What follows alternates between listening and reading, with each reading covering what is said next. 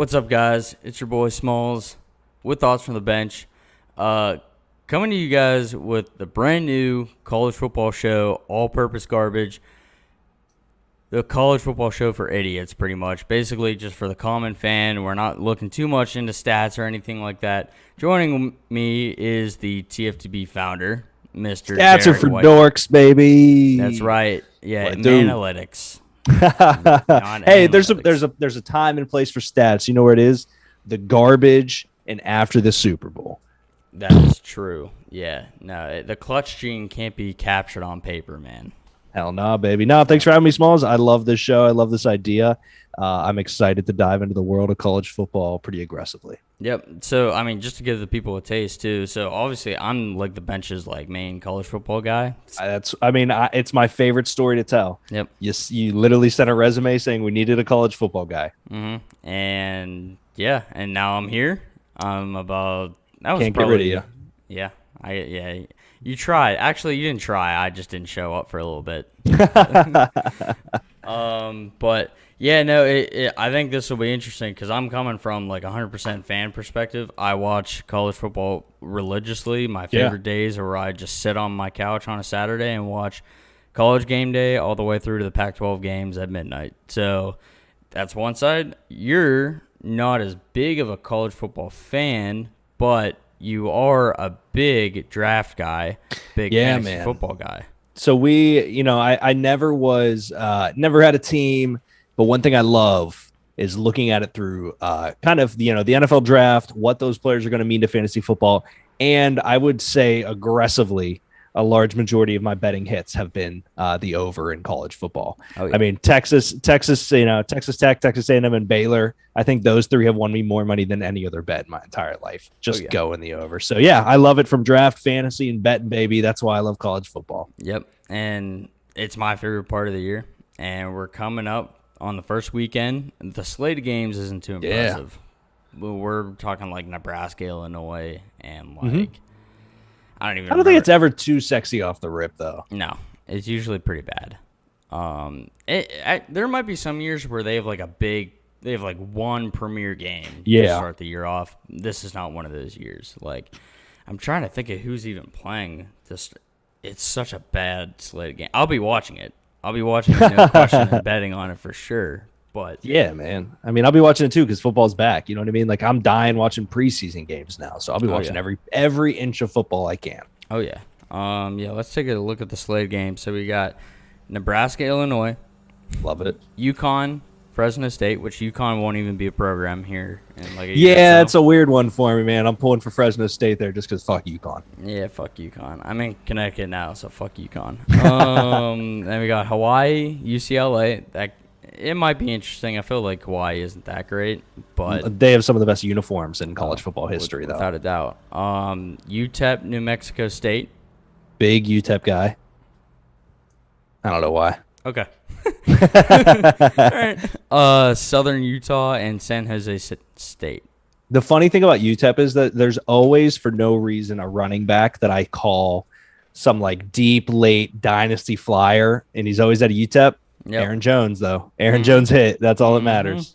Yeah, well, that's the thing. When I think UTEP, I just think March Madness because they're always one of those teams that are kind of floating around in the, in the upset game. Baby. Oh yeah. Yep. But yeah, so just broad overview of the show. We're trying to do things a little different because I feel like a lot of the college football stuff, either on YouTube or Spotify, it's coming from like former players or looking that know what they're talking about. Yeah, right. Fucking idiots. Come at me, Emmanuel Acho. But like, so it's either that or super analytical, and there just isn't as much out there, at least from what I've seen, that's a little more lighthearted, and not as many like segments. And honestly, we're just trying to have fun, trying to enjoy the season. For sure, baby. So, let's get into it. Again, this is going to be very fluid. Not super structured. We're going to try to keep on the rails as much as we can. But episode 1, don't get canceled. That's all we need. Exactly. I mean, you and I have known each other for like 10 plus years, so like we'll see how that goes. But Deke, let's start off with some of our preseason rankings. We're going to go through the first 25 teams. So top 5, we're starting off with Bama, Oklahoma, Clemson, Ohio State, and Georgia coming in at 5. Bama is a no-brainer. Yep. I think year in, year out, Saban, he's Nick Saban. Nick Saban for a reason. It's interesting that their quarterback, what's his name? Bryce Young. Mm-hmm.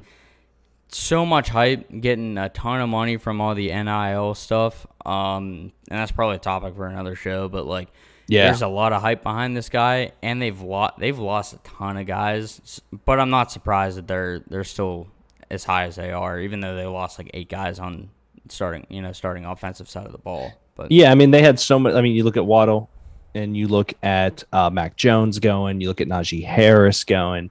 You look at Devontae Smith going. You look at they had line. They just had so many guys leave for the first round of the draft. But here's the thing about Bama. They reload the machine. Mm-hmm. Like, for every guy they lose, they have another guy waiting who's arguably better. Yep. Yeah. Not only just the players, but you know how many coaches they lose every single year? Every year they lose every guy not named Nick Saban who goes on to some head coaching gig. Exactly. And, like, well, that's the thing, too. Like, how do you stop a guy that he completely depletes, A, his roster, and B, his coaching staff, and he just rebuilds it and it's still the number 1 team, like, year in, year out. It's crazy. Genius. So, obviously, they're a favorite. We'll see. I think the offensive side of the ball is going to be kind of the question mark. For sure. But defense is always going to be the Bama defense. But the offense, we'll see if they're able to reload as much as people were thinking they're going to be. They have athletes that I would call sir at a bar, is how I'll word it. Oh, yeah. And they're freshmen in college. Yes. So. Yeah, and they're like 13. Yeah. Oklahoma coming in at 2, which I think is a little surprising. Yeah, I was surprised to see them at 2 over Clemson and Ohio State here. I don't mind them being top 5. I think that's kind of a guaranteed thing, but 2 was surprising to me. Yep. I mean, it's probably because of Rattler and Rattler alone, and I get it. He's a Heisman favorite. I just don't. It's Oklahoma. That's the thing. Oklahoma, I think, is the biggest fraud in college football and has been for a long time. And Lincoln Riley, another fraud. And that's the thing. Like, Baker was decent. Hurts was good, but I feel like they make quarterbacks look a lot better than they actually are. Yeah, it's frustrating because, I get in the argument with people all the time about Lincoln Riley being some QB whisperer. I mean, let's be honest. Baker Mayfield was a transfer from Texas Tech. Was massively amazing with Oklahoma and will call himself an Oklahoma boy. Not made there. Hurts had his best days there, towards the tail end. I love him at Alabama. Transfers not really made there. K1, I love Kyler Murray. You could say he was technically made there, but he's also a freak, absolute athlete. And then you get into Spencer Rattler. There's just too many guys that are like too good at the position for me to call Lincoln Riley a QB whisperer. Mm-hmm. I agree with that wholeheartedly. And I think he gets exposed every year when they get into the play. They sneak into the playoff. That's one of the most frustrating things about the playoff system as we have it now. Yes, you have teams like Oklahoma that have the name, but like they're playing against the worst defenses in the country. So they're going to look great, obviously. But and we'll see how the Big 12 shakes out with that whole realignment thing, which we'll get into in a little bit. But, like, dude, I'm still shocked that they're coming in above Clemson. Moving on down to Clemson, though, losing T-Law, losing Etienne, losing a few other guys.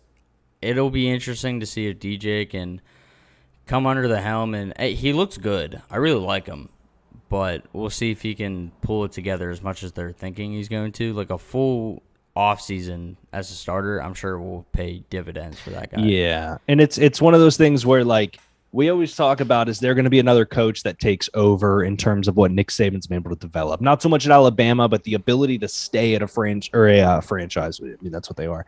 But to stay at college and keep it going, I mean, he's done something that no other coach has done, which is build a franchise out of kind of nothing. Like Clemson had some years or whatever, but the Kelly Bryant year where he got replaced by T-Law took over. I mean, Dabo Swinney has done things in Clemson that I don't think I've ever seen done outside of Alabama.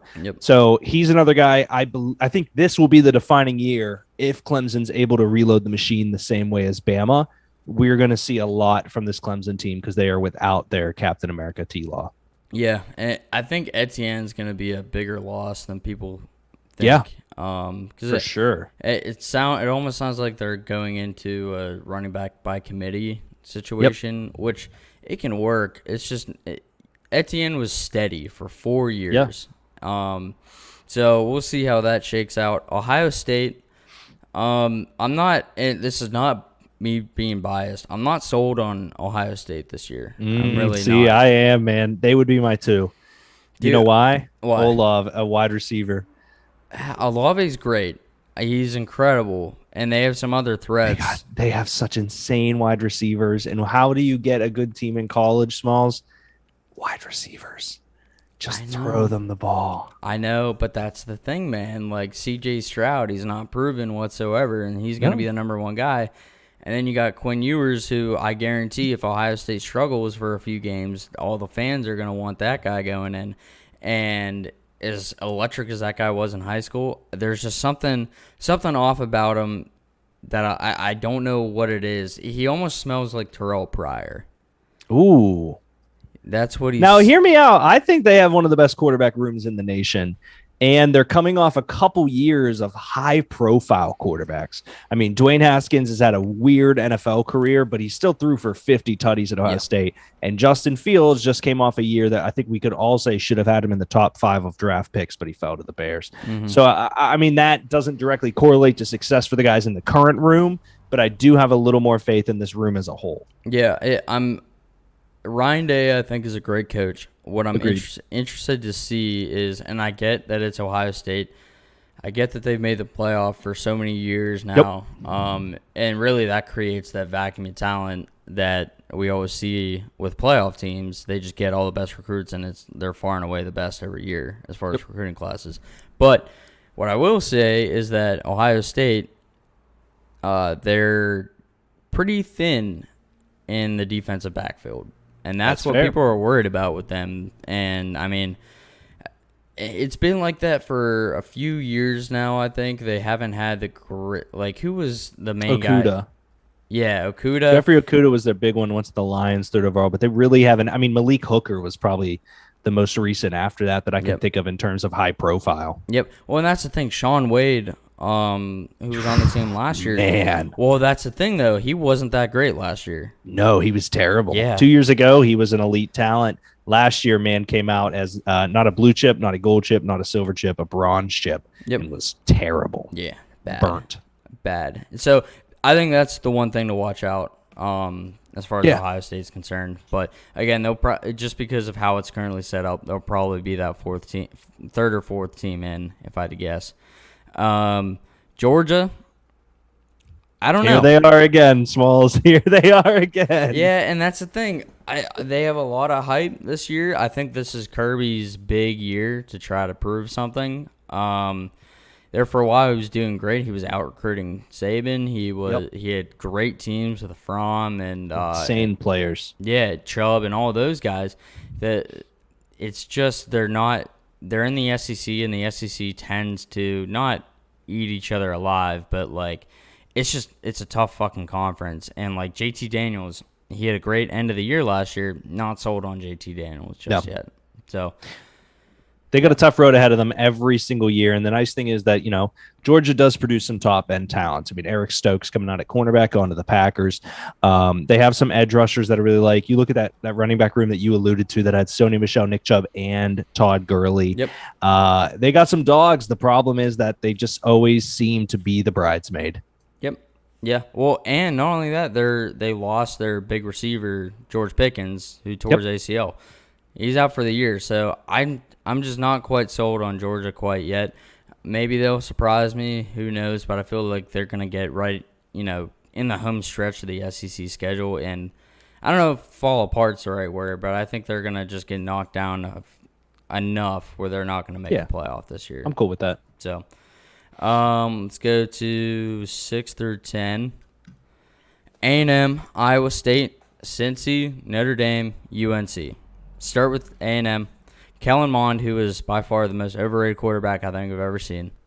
That guy was not good. He was not a good football player. A&M's just another one of those teams, man, they have hype. They have Jimbo Fisher. Jimbo has not done enough, I think, to keep those fans happy. And The random Kellen Mond hate is interesting to me. Why? Because I don't think that he was touted as some like God-saving dude. He but was. But well, hear me out. There are people that believe that he is the heir apparent in the Minnesota Vikings locker room. The second Kirk fucks up, he's in. Which is insane to me, because that guy is going to fall flat on his face, in my opinion. He was not good at A&M. No. He was a good college quarterback, kind of. Yeah, exactly, kind of. He knew how to keep his head above water. That's it. Yep. Yeah, I'm not 100% sure.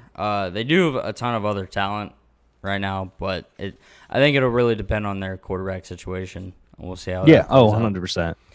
Iowa State has a lot of steam right now. They're basically returning everyone, man. Brock, baby.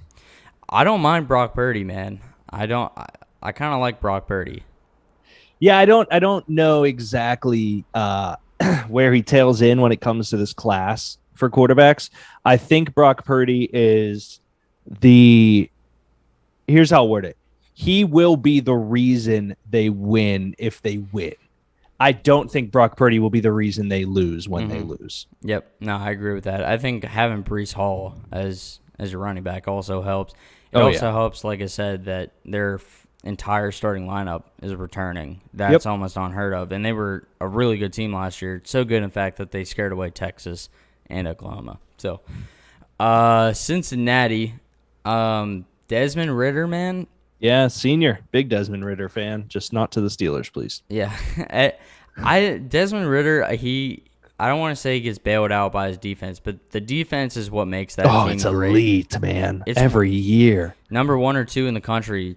Like, they were the best defense in the country last year, like, hands down. And it sucks that Cincy, they're just never gonna make it in. No, they just have that schedule of like not enough good competition they play to get in. Like, they could go undefeated, and it's like, yeah, but Ohio State with that one loss still will be.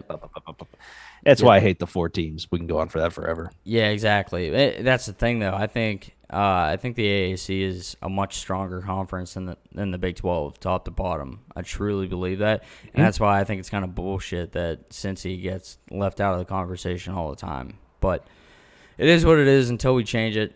It is what it is. Notre Dame, not sold on Notre Dame. I think Notre Dame is ranked way too high here. Jack Cohn, Notre Dame. Yeah, I mean, I also hate Notre Dame. But Ian Book's gone. Jack Cohn transferred from Wisconsin. Yep. Just, I don't know. Notre Dame has those spurts like last year where they're going to be one of the best in the country, and then they go on a few year span where they're mediocre. And I mean, it was the Manti Te'o game that really made me hate them, and not because he faked his girlfriend and sucks, but because they were the number 1 defense in the country, and Alabama ran them like a peewee football team. Yeah. Like, that was the moment I realized, like, okay, their giant men and their giant men are 2 very different groups of giant men. Yeah. I don't know, man. I feel like Notre Dame, they needed, for their own sake, they need to join a conference. 100%. It blows my... You are not going to get into a 4-team playoff not playing in a conference. Honestly, go join the ACC. See what you can do against Clemson. Exactly. Well, and that's what they did last year, and look at that. Like, well, that's the thing. You need that over a few years to toughen up your roster against playing like legitimate teams and legitimate schedules. So, I'm always gonna not give Notre Dame the benefit of the doubt, but I'm not sold on this team either. And then UNC, Sam Howell is good.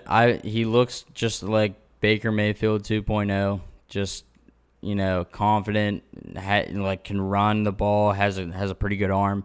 I like North Carolina. I just think the ACC with Clemson and Miami and a few other teams, it's going to be hard for them to get out of it. But I think 10 might be fair for where they're sitting right now. Yeah, I don't hate it. I mean, I'm not really a big Sam Howell guy just in terms of I don't I don't know. When I look at quarterbacks that come through the draft class, I look for one or two flashes of wow. Yep. What I see in Sam Howell is consistently above average. And I'm talking, to be great, you have to be consistently good, right? Yep. Sam Howell is consistently good, so he has a chance to be great. I just don't see the massive, massive upside that we've seen in this push of quarterbacks in the first round in the past 7 years. Yep. Yeah.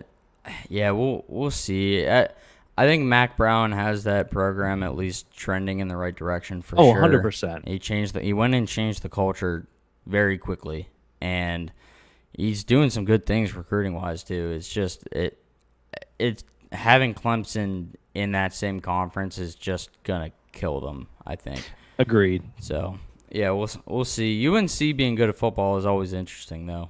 I like it. When UNC is good at stuff, it makes sports fun. I like UNC, powder blue, big Jordan guy. Yep. It just, there's something, and they lose both their running backs coming out with Carter and Williams. Yep. And two wide receivers to the draft too, I'm pretty sure. Yep.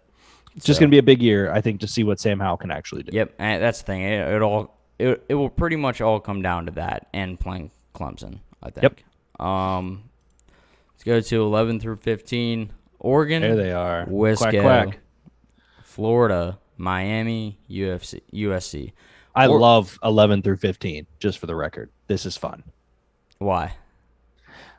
Oregon has arguably the number one pick in the draft in Thibodeau. Wisconsin, year in and year out, is good. They have the best O-line and a weird run game that just happens to work. Florida, I hate because Felipe Franks having to just being there. No, I think Florida, they're perpetually supposed to be a blue chip. Miami, I think, is one of the teams to beat this year. And USC, just a blue chip program in tradition. Not really a giant Slovis guy when it comes, down to the end all be all. But I will say I watched a couple tape today on Slovis. His throwing motion, pretty pure. Mm-hmm. So I'm kind of becoming a Slovis guy. Mm-hmm. Yeah, and he was hurt all year last year too, yep. so that obviously doesn't help. But Oregon, like you said, they have the best defensive player in the country. The guy's a fucking monster. Their whole defense in general is very strong. I think what they're going to struggle with is they have a BC transfer at quarterback, and it'll all kind of hinge on how he plays. That guy's name is not coming to my head right now, but that'll kind of be where I think they're a good team. I think 11 is probably pretty fair, but the defense is what's going to carry them. Wisconsin, you mentioned traditional running team. Yeah. For sure. Graham Mertz scares the living shit out of me. Really? He went, what was it? It was like 28 for 29 in one game last year. Granted, it was against Illinois, but he went 28 for 29 with 5 touchdowns. Jeez. Yeah. And then that whole team got wrecked with COVID. He was out for basically out of commission for a month because he got COVID, and the rest of the team just got slaughtered with COVID. Yeah. Stop kissing your teammates. Yeah, exactly. Yeah, too many cuties.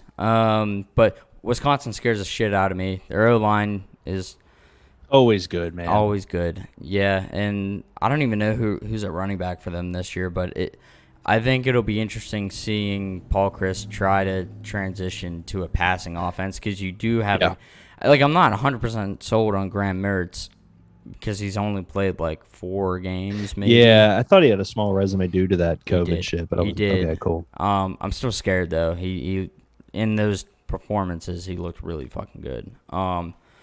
Florida, not sold on Florida, if I'm being honest. Emory Jones is their starting quarterback. Kyle Trask basically came in and started over Emory Jones, and Jones is a senior right now, and he's just now starting, so I don't know if he's really going to be the guy. Yeah, it's going to be one of those filler, we're going to make him the guy for this year, and we're going to suck. But being ranked at 13th, that's pretty good. It is. Well, and I think part of it, too, is their I know they lost Pitts, but their defensive backfield is always good. Always good. And Kadarius Toney. Don't sleep on Kadarius Toney. That's true. He was good in college. Yeah, he was. That's all he got. Sucks ass in the pros is my guess. Miami, this will literally all depend on Derek King and how he bounces back from the ACL. That's what it's going to depend on. I think Miami's a really good team. I think starting off against Bama is really fucking tough. Yes. But if they hang in there, we'll see. They've had some good guys over the years, too, in Miami that I like. Like Gregory Rousseau out of last year's draft class. Massive fan of his. They had the other edge rusher. I can't remember his name right now out of Miami that killed it. Their turnover chain. I know that that's becoming like a very popular thing everywhere. I'm a big fan of it. Yep. And there's something about Miami from back in the days, like back in the convicts versus Catholics days, that just sticks with them. You know what I mean? It makes me like them. Yep. And that's the thing. I would say that they're back because they were gone for a while. Ooh. I would say that they're back. But how this season plays out is all depending on King and his ACL. Agreed. So if he can't run, that's a thing. Like if he loses a step, we'll see how effective he is. And not to say that he can't pass, he can. It's just a big part of his game is the ground. That dual threat ability, yeah, for sure. USC, they're USC. I mean, the last time I think USC was good was the second half of Sam Darnold's first year as the starter because he wasn't the starter at the beginning. Like that was the best USC football I've ever seen since like the Matt Leinart days. Yep. I'm not sold on them being anything. Yep, I think Slovis especially without good. Losing. Yeah, I do too. But they lost St. Brown. They lost. I can't remember the other name of the receiver that left for the draft, but St. Brown was the big one. It just like. I just don't think USC's it this year, but I think Slovis will cement himself as a top pick in the draft. Yep, I think Clay Helton, the head coach over there, is. I wouldn't say that he's on the hot seat yet, but he's getting pretty warm because he's had a few mediocre years here, and we'll see. But he's getting pretty close. All right, moving on down. LSU, Indiana, Iowa, Penn State. Heavy hitters on this one. Heavy hitters. LSU, man, I don't know. I think they have the second best player in this draft class in Derek Singletary. Is it Singletary? No, it's Stingley. Stingley, thank you. Wow, I'm thinking of the running back. Yep. When Stingley visited campus at 17 years old, because he was early enrollment, they said that he was the best defensive back on the team. When Jeffrey Okudah came out of Ohio State, Ryan Clark was talking with some scouts, and he said that Stingley was better than Okudah, and he would have been the first cornerback taken back then. I get he had a bad year last year. I think that, it's Thibodeau 1. Stingley is number 2 best player in this draft class. Yeah, I can agree with that. LSU is always good for DBU, baby. Corners. Yeah, absolutely. The problem, though, and I'm the biggest Coach O guy as far as like just watching him. Tigers. And he fucking loves coaching down there. That is like his team. Like he loves. Do you think he should have got a lifetime contract? That's no. tough, right? Because for me, that championship LSU team was the best college football team I've ever seen. For one, so like it's kind of like maybe his success hinges on that. But 2, he is LSU football in such a way that it felt like, hey, guys, we all need as a school to realize this is our peak. Let's give him that lifetime contract and understand that we just had the greatest year in college football history and just ride off into the sunset. Yeah, and that's the thing, man. His success really does hinge on that championship team, which, 100%. Like you said, was the best team ever. One of the most talented teams ever.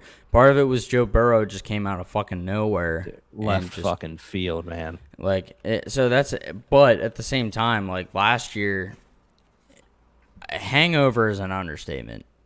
Like, they were bad. They were bad. And that's as much as I love Coach O and as much as he embodies the program, I just haven't seen enough out of Coach O yet for me to say that he's completely safe down there. 100% agree. The lifetime contract just feels like he's more about the school than the Tiger is. Yeah. That's where, like, I would be like, you know what? Let's do it from a PR standpoint because of that. But we're going to put an asterisk in there that if we lose every game in a year, we can fire him. Yeah. The guy can fucking recruit, though. That's the thing. Yeah, dude, the story about Joe going down there and Coach O, they're at a restaurant and the crawfish. Yep. Where he's like, you ever crawfish? Yeah. And just like the restaurant just brings in buckets on buckets and buckets of crawfish. I love it. Yep. Like it's so authentic to me. Mm-hmm. Yeah, no. Have you ever heard him talk about the sun? No. So he always runs on campus with the shirt off. And I guess his saying, I don't know if I forget if it's to his players or the media or whatever. He's like, gotta watch out for Ray Baker, a.k.a. the sun. So Ray Baker. So Coach O's awesome, man. We'll just have to. The SEC is just tough. It's tough to get 100%. out of. So, Indiana is a team that's scared. As a Penn State fan, they scare the living fuck out of me. Consistently above average. They're kind of like the Sam Howell of I would say college football teams. Usually below average. Yeah. Okay. Yeah. I would. Yeah. Let's meet in the middle. Consistently average. I like them this year. I think they can make some waves. I don't think they're getting anywhere near the playoffs, but I like them. Penix is really good. I saw it firsthand last year. Penix is really good. He lost one receiver. I forget the name off the top of my head, but he kept Ty Fryfogle was still on the roster, and Tom Allen. It sucks to say because they're in our division, but Tom Allen's a fucking hell of a coach. Yeah. Like, that guy, the fact that Indiana team was in the game against a vastly more talented Ohio State speaks volumes. It's impressive. Yeah.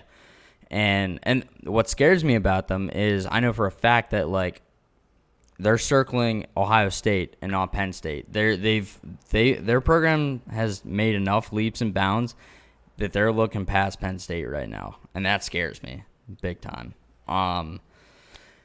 Iowa... Anytime an Iowa team comes into the season with hype, they fall. Anytime they come in under the radar, they end up being in the top 10. So Iowa's one of those weird teams where I don't really get it. Yeah, I don't touch them. They're just there. I think that they have the coolest thing where they wave to the kids in the hospital. I think it's fucking dope. That's awesome. And that's all I got. Yep,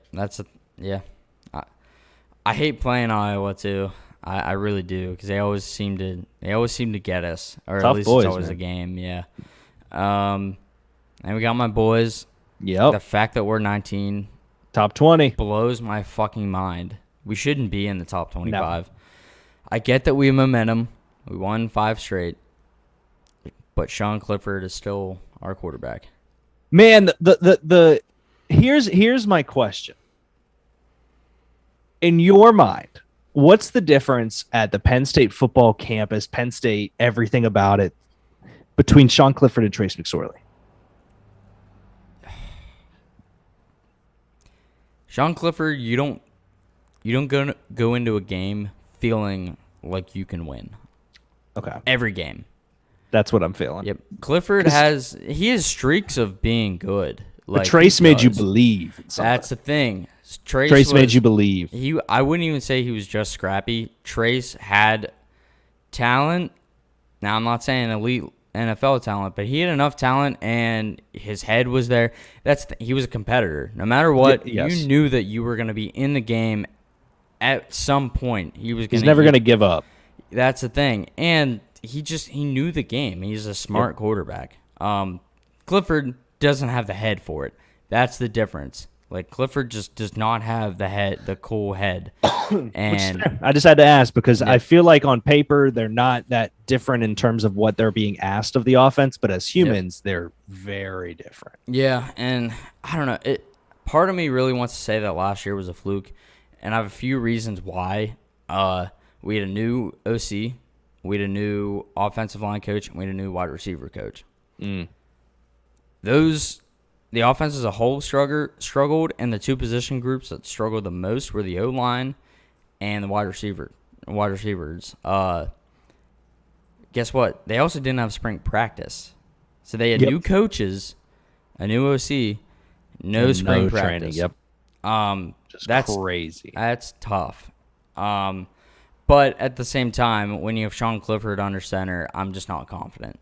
So part of me wants to say it was a fluke. Part of me, I think really we're going to have issues on our D-line. I think that'll be where we're going to hurt a lot. Which is weird compared to recent years. Yep. Yeah, no, they're actually asking Jesse Luketa, who was playing inside linebacker all year last year. They might have him moved to D end.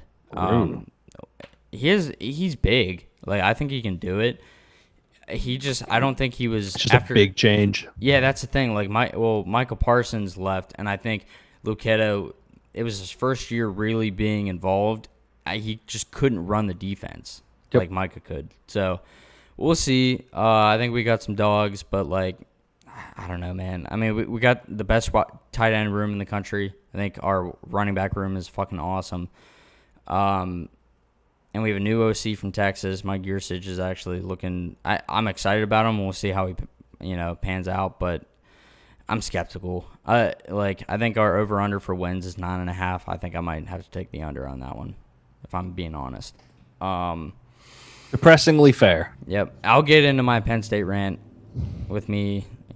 Yeah, I'll get into that near the end of the show. On to Washington. Washington is interesting. It's their defense that really makes people look at them, and I think the Pac-12. I think the Pac-12 is kind of wide open this year. I agree.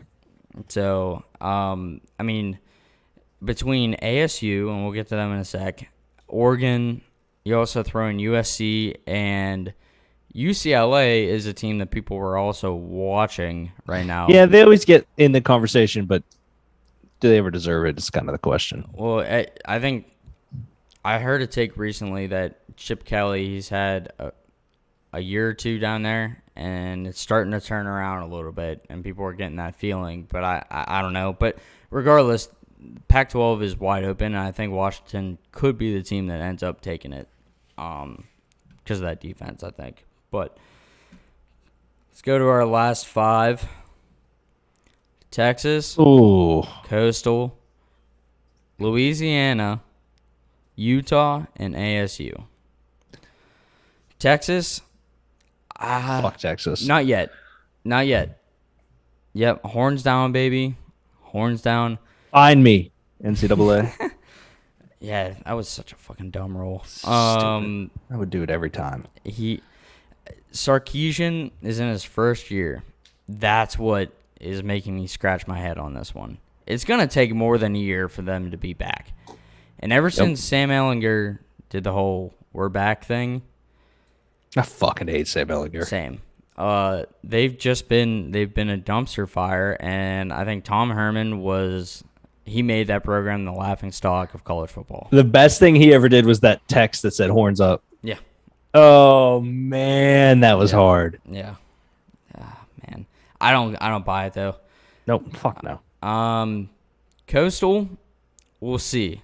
Criminal, they're at 22. You think they should be higher? Oh, wait, it should be 3. I don't know about that. We're big Coastal guys. I'm the biggest Coastal guy for sure. The problem is the team right below them. Yeah, is this just straight up Louisiana? It's not UL Monroe. It's what is it? Lafayette? I don't know. It's like it's the main Louisiana campus. Raging Cajuns. Yep, they're the Raging Cajuns. And also in the Sun Belt, they were 7-1 last year. LA Lafayette. Yeah, yep. They're picked as sleepers this year on a lot of boards. They're gonna be good. I think they're gonna be really good. They're gonna be the main challenge to Coastal. My biggest concern with Coastal is as big of a fan as I am of them. There's tape out on them now. Yep. They're gonna have to switch it up from the RPOs, and they lived and died on them last year. And really, I get it. Like, it worked like a charm. Yeah, there's a secondary level of college football that the RPOs are gonna open up a lot for you. Yeah, and that's the thing. Grace McCall actually had an arm. They had a really fucking good defense. I think it was number 2 in the country. Yeah, out of their Cincy. Yep, and I just don't know if they can keep going. That's the thing. I think someone's gonna stop them, and I think it's gonna be Louisiana. Either them or Utah. Oh, it's not Utah. Not in the same conference, guy. Nobody's in the same conference. We're all free. Well, yeah, we'll get into that because it's called a fucking transition, man. Utah, another Pac-12 team, I think could be pretty good. What did I have written down for them? I think they have some good offensive weapons. Yeah, they're just going to be like an interesting team to watch. ASU, I think this is not make or break for Herm Edwards. It's it's like he's had a little time to recruit. He's had a little time. 2 years should be enough to bring your guys in and just show what you're made of at the very least. Just don't talk to him about Devils. Yeah. He's an idiot. Some interesting ones that I saw were missed. I have 2 down here. Ole Miss. Yeah. Talking a lot about Ole Miss out there. I love that Michigan's not in this. Well, they don't fucking deserve to be in this. Harbaugh can suck it. Yeah, Harbaugh. Did you see my quote on the vault about Harbaugh doing missionary with his wife reluctantly? After he pleats his 150 pairs of khakis. That's good. Yeah, Florida State? Florida State? You think so? Yeah, they're just outside. I like fucking with Dre. They do have Mackenzie Milton, which Mackenzie Milton is like he transferred over from UCF. He was pretty legit over at UCF. I don't know. I'm interested. I just think that program is a dumpster fire and will continue to be for another year or so. Agreed. So, and then Boston College. Yeah, BC. I think is another one. Just because they got Big Phil over there, and it felt like they were in every single game they were playing in last year. So, love it, man. All right, after Deke really disrupted our flow here by having to take a piss like an old man. Disrupted the flow with a flow. All right, I take it back. All right, let's go to news segment, even though they're all news segments. We're going to what we're going to call On Tap Draft Talk with Deke. Hell yeah, man. I love this. The one thing I want to talk about, the 2022 quarterback class. Todd McShay had his way too early mock draft that came out. And the funniest reason that I love this is because he hates doing it. He came out, he had Keaton Slovis, USC's quarterback, who we have a ton of question mark next to number 2 to the Lions. It's not that I don't think Slovis could put himself into that conversation. There's just a lot to be had around him. Love his throwing motion. He's a big-bodied guy. But let's just walk through the names here. The second quarterback off the board went to the Philadelphia Eagles, which we'll see what happens with that. That was Sam Howell out of UNC. We talked about Sam earlier on the show. It's not really that I don't love him. To be great, you have to be consistently good. Sam is consistently good, but that's just kind of it for me. There's no flash of greatness. 70% completion is amazing. Do not get me wrong. But at UNC, we got to see it at the next level. The next quarterback taken in his way too early mock draft was Spencer Rattler to the Denver Broncos. The Denver Broncos just named Teddy Bridgewater the starting quarterback today, meaning that they are basically giving up on the Drew Lock project. What does that mean? This next draft class, they will be looking for a quarterback. Spencer Rattler coming out of Oklahoma. We see it, Baker, Jalen, K1. You see what's happening with these quarterbacks. For me, I like Spencer Rattler to be everything college football needs. I just don't know about that jump to the next level. There's a lot of concerns there. Other quarterbacks that I think really are going to fight with Slovis for the top name here. One of Smalls' big guys is Malik Willis out of Liberty. Transfers from Auburn. Dude is a freak in the air and on the ground. A big reason why AGG is a massive dynasty pool when it comes to fantasy football, and I love him. Desmond Ridder.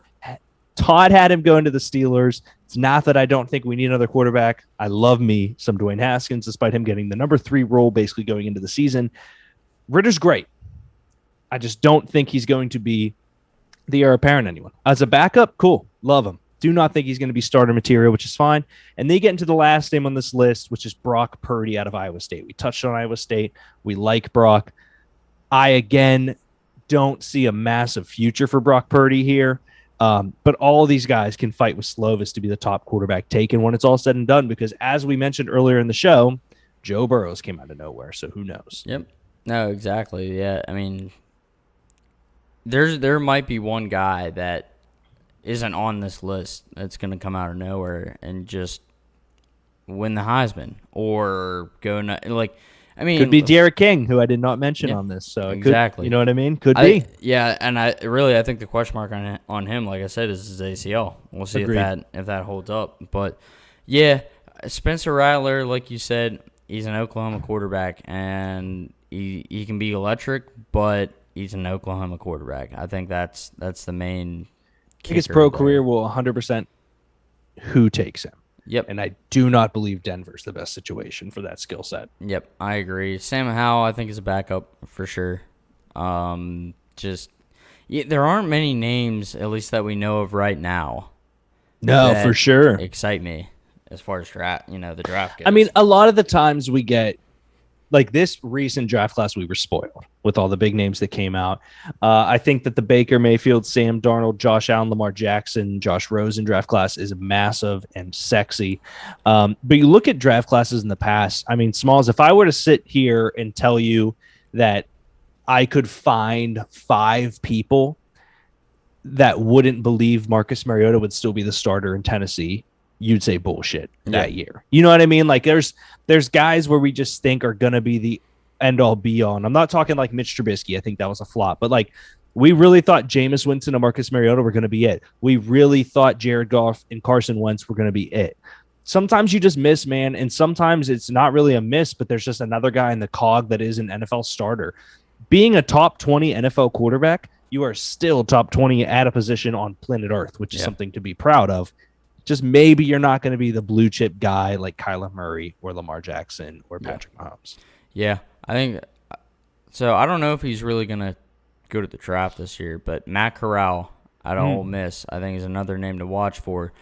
And again, it might just be because Lane Kiffin has that crazy offense going down there, but I think it's a name to at least watch if he does leave this year after his junior year. So I still can't believe that A.J. Brown and DK Metcalf were on the same team at Ole Miss. Yeah. There's certain units where, like, when you look at DeAndre Hopkins, Martavis Bryant, and Sammy Watkins at Clemson, you're like, what the hell was that? Oh, yeah. Yeah, no, it's crazy. Some of the pairs that Justin Jefferson and Jamar Chase. Yep. Like, wow. No wonder they won a chip that year. Yeah. I mean, like we said, it was the most talented team. I think it was the most talented team of all time. 01 Miami. You think? They had dogs. I'll give you that. That was the Reed, the Shockey, that whole team. Willis McGahee. Yeah, that was one of the best rosters of all time, and they showed it. Like, that team was fucking incredible. But I think the Leinart team with Reggie Bush and them were there too, but that Miami team had name value. Oh, yeah. No, they had guys that panned out. Like 1,000% panned out. That was great though. First on tap. Not bad for not being a college football fan. So, stick in my wheelhouse. Oh yeah. All right. So next we're going to the Mike Leach Award. My favorite segment, which is the coach quote of the week. So this, we're not quite in college football season yet. So the quotes aren't coming out as quickly, as we would like. But 2 weeks ago, when all this shit came out about Oklahoma and Texas moving to the SEC, Steve Spurrier, old ball coach, no longer coaching, after he won that AAF title, he walked away. That was the biggest accomplishment of his career, even though he won like 2 natties down in Florida.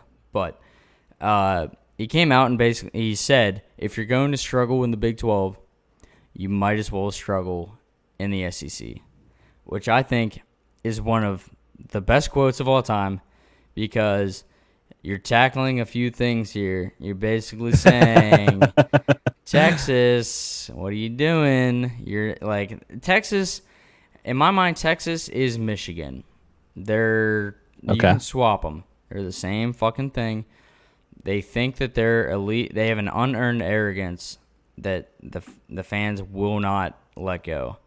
And the fact that Texas, of all programs, thinks that they are good enough to go to the SEC, and I guess the SEC accepted them, but they were not being competitive in the Big 12. No. And I mean, I can't believe the SEC accepted them. That's the thing. Like, Oklahoma, I kind of get it. It makes sense why Oklahoma would want to go over because they want to legitimize themselves. I get it. But Texas, dude, come on, guys. Come on, boys. You're not. It's a perfectly accurate quote, though, dude. Like, think about it. If you're going to be bad in the Big 12, you might as well be bad in a better conference. Mm-hmm. Like if you're going to be the bottom of the barrel, you might as well be the bottom of the barrel in a conference with other massive names to just basically you're just fighting for brand recognition at this point. Yep. Well, and I was reading into it too. I think a big reason for Texas making this move, the Longhorn Network was an utter and total disaster. Massive fail beyond belief. So they want to get a little bit of that SEC network money over at ESPN. Even if they would have been good, Longhorn Network was a bad idea. Yeah. Yeah. What other college program has their own fucking network? That's absurd. Like, what do you... It's stupid. Like... Look in the mirror. The only team that needs it is Alabama, and they don't want it. Just take a seat, Texas. Like, I like it because, he's talking shit on Texas, which is always fun. Which is amazing. It's always fun. And he's also, he's kind of touching on the whole conference realignment thing where, I'm not a big fan of it. It's just going to be, like, the whole thing with the SEC trying to snatch these teams. That's like, okay, guys, like, what are we doing here? But then you also, the whole Pac-12, Big Ten, ACC alliance, also just, like, no papers have been signed yet. They literally just came out and said that they're going to be in an alliance, which is bizarre. And they're saying it's for scheduling reasons and all this other bullshit. But I don't like it, man. It feels like a UEFA Super League situation going on where they're literally, at this point, you might as well just form, like, 2 divisions. It's tough, right? I'm a big fan of no conferences. And the reason behind that is because the schools can, in this world where we're going with NIL deals and all this type of stuff, the schools can literally make their own schedules. Now, granted, like, here's why I think it's a good idea, I guess, in the long shot to make sense. So you could make an argument where it's like, all right, well, won't the best teams just schedule each other? Not really. Alabama only has to play maybe 4 important games a year, and they're number 1 in the country every year. So if they schedule their own against any team, they can run their smaller teams that don't have to be these no-name single A schools that they shit on and have the bigger games whenever they want them. Now, logistically, nightmare, but that's for someone else to figure out. That's not a Derek issue. I come up with ideas, they figure out how to do it. Yeah. I don't like it. I don't like it just because, dude, I've grown up watching this shit. There's too much tradition to fuck with, and maybe on paper, well, really, it doesn't even really make sense on paper because of the whole scheduling thing. But on paper, it might make sense as far as money goes, and that's all this is. It's a big money grab. Oh, yeah. I still hate it. I don't care. Like, I want to watch Penn State, Ohio State play every year. I want to watch, like, Texas A&M. Like, I want, even though that's fun. Yeah, I get it. Florida, Georgia is another big. Like, you have rivalries, like Michigan, Ohio State. You have rivalries that are important, and like that's kind of one of the things that keeps college football going, in my opinion. Are they important to the college football playoffs, though? Sometimes, yeah. Sometimes they definitely are. I can accept that answer. Yeah. I like no, that. not all the time. I'll give you. I'll give you that. Solid 52%. Yeah. But dude, Steve Spurrier is a fucking G. I love old ball coach. Old ball coach, the god. All right. Big games this season. Yeah. I pretty much stuck to non-conference games. No, I like that. I think that's the best thing to do. I played cornhole in the finals of a tournament this weekend with 2 guys from Ohio State. They have their tickets for the Oregon game already. They're excited. That's going to be a great game. I think Oregon's going to be pretty good. Like I said, they got that one question mark quarterback, but I think they're going to give Ohio State a run for their money for sure. I'm surprised, and tell me if I'm wrong here, that Auburn isn't ranked. I'm not. I don't think we brought it up in our conversation. Don't they still have Bo? Yeah, but Bo's not good. Yeah, but he was a fan when he was a baby, and there's a picture of it. Wow, that's great, man. Yeah, but there's a picture of it. Yeah, I know. I know, but I've seen that 60 times on College Game Day. I get it, man. No, I'm not surprised. They have a new what's his name? Not Gene Chis, not who's the guy? Gus Malzahn just got fired. Gus, yeah. Yeah. They weren't cutting it, and they got a new coaching staff this year. They're not a great team right now. That's not to say that we're gonna beat them, because my team's gone to shock me before. Traditional Penn State fashion, yeah, of course, and I'll get to that. But Auburn, I feel much more confident against Auburn than I do a lot of our other games, for sure. Bama, Miami is a great way to start off the year. I think Bama right now is favored by like 17. So I was thinking about taking Miami to cover, but I'm not quite sure yet. I hate when I see the Bama plus or Bama minus 52. Yeah. And I'm like, I should take that. And then they win by 69. And it's like, fuck. Yeah. Yeah, that's the thing, man. Like, I don't know. Clemson, Georgia, that's make or break.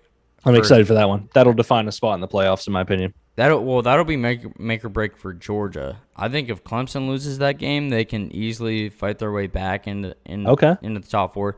Georgia, if they lose that one, man, they're done, I think. And that's first game of the year. So, like, it'd be hard for them to come back, because I guarantee they're gonna have to go through Bama. Is there a little part of you that hopes Clemson's bad?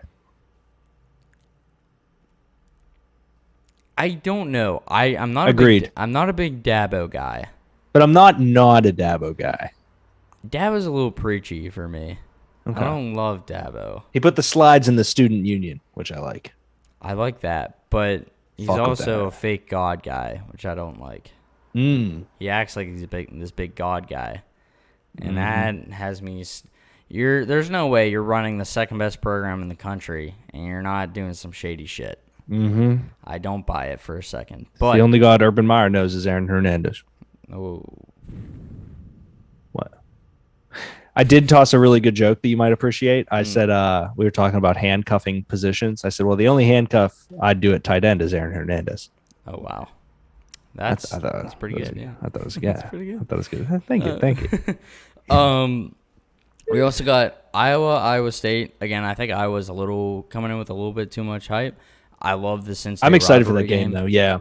Anything that's state versus the regular, like, I love it. Yeah, no, 100%. Just like Florida State, I think is always awesome to watch. Michigan State is like watching two toddlers smack each other.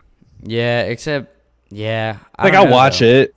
I'll check it out. There's sometimes where it's a lot of fun. Like that blocked punt or that muffed punt a few years ago. Wait, did I ever tell you the story? We were at Philly. Me, my buddy Fish, he was visiting his ex-girlfriend. I was visiting Pingree and his wife. We went to a bar, and it was we didn't realize they asked us if we're here for the game.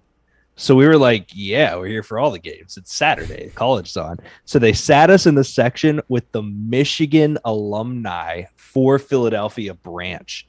But what we didn't know, me and Fish picked Michigan State. Jackie, Ty, Murph all picked Michigan. Losers had to split the bar tab.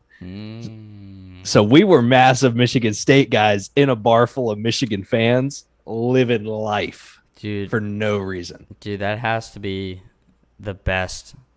That was one of the best games I remember watching. It was amazing. Everyone in that room was so deflated. Me and Fisher high-fived. And the guy's like, what year did you go to state? I said, I fucking didn't, but now I don't got to pay for a bar tab. Dude, yeah, I've gotten into it on the vault before. I don't hate any team more than Michigan. You would think that I would hate Ohio State, Pitt. No. They're respectable. Like, Ohio State's respectable, and Pitt's like, they accidentally won a few games here and there. Yeah, and that's the thing. Michigan sucks. They think they're gods. Oh, my God. It just makes me so fucking angry, the unearned arrogance on those motherfuckers. I don't know. Like, at least Pitt, we just like to get drunk, have a good time, and like, if we win a game, it's like, fuck, we beat Clemson. Yeah. Michigan, they're like, we're going to win by 42, and then they get dick smacked. Yeah, pretty much. Yeah, it always gives me joy to beat Michigan, and it makes me that much sadder when we lose to Michigan, which also happens. It's the worst. So, yeah, Jim Harbaugh is also insufferable. Agreed. Yeah. And then Auburn, Penn State, like I said, we should win. hopefully. I'm trying to go. I want to go to that game. I don't know. That'd be a good game.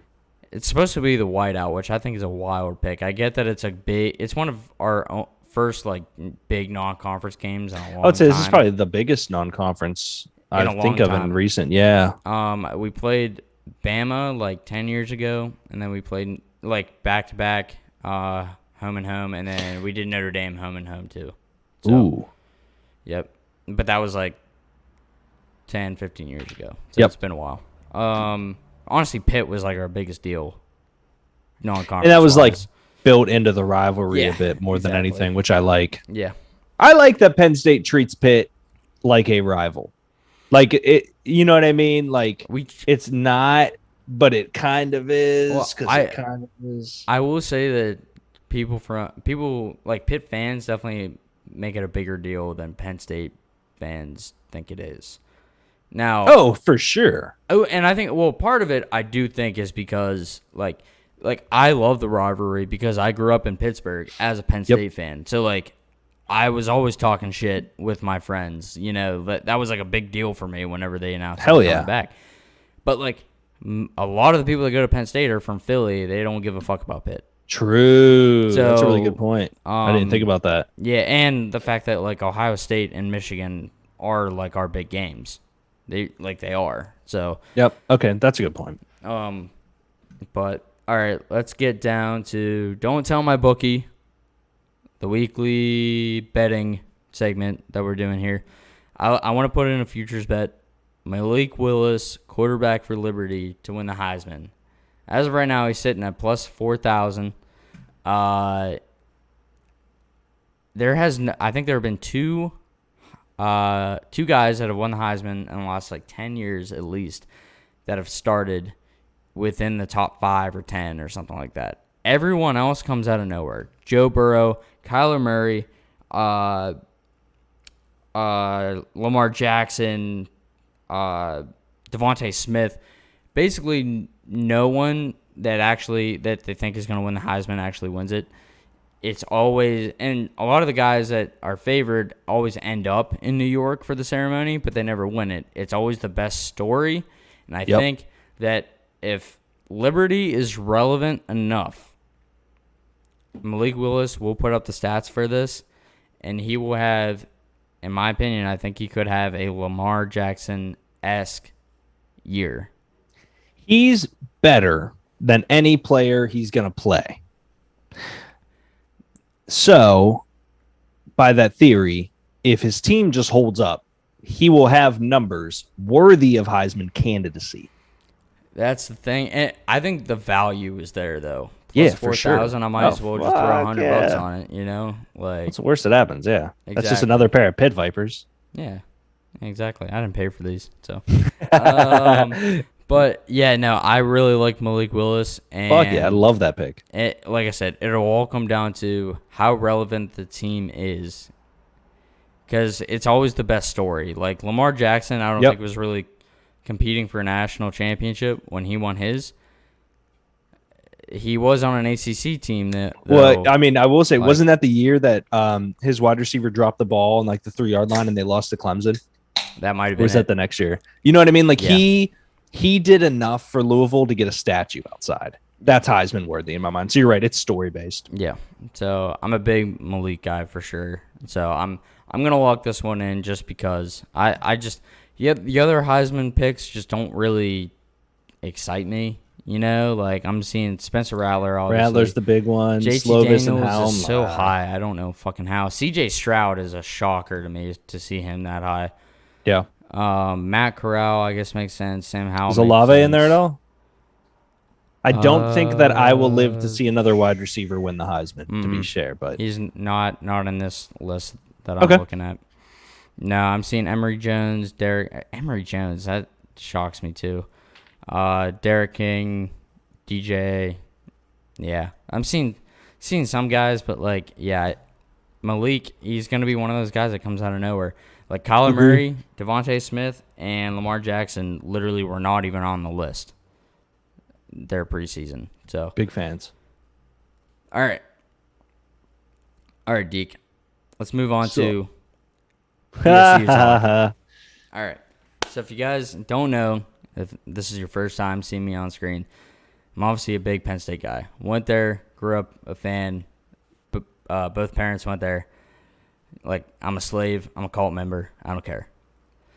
Penn State, I'm just waiting for the inevitable day or game this year that they just rip my heart out. Last year, it was week 1. The year before that, it was like week 9, where we were 8-0 and lost to fucking Minnesota. It always happens. It always will. And I'm just waiting for the time this year, because really it could be week 1 against Wisconsin, or it could be like whatever week we play Rutgers, because Greg Schiano might just be a good head coach. I don't know. But I'm going to go in as a hopeless romantic and just think that this is our year, just like every fucking year. I don't know what else to do. I mean, you could just treat it as fun. Nope, that doesn't work. You see what I mean? Yeah. So like you're putting your entire existence of happiness on Sean Clifford just to set the standard there.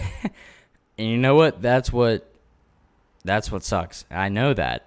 I get it.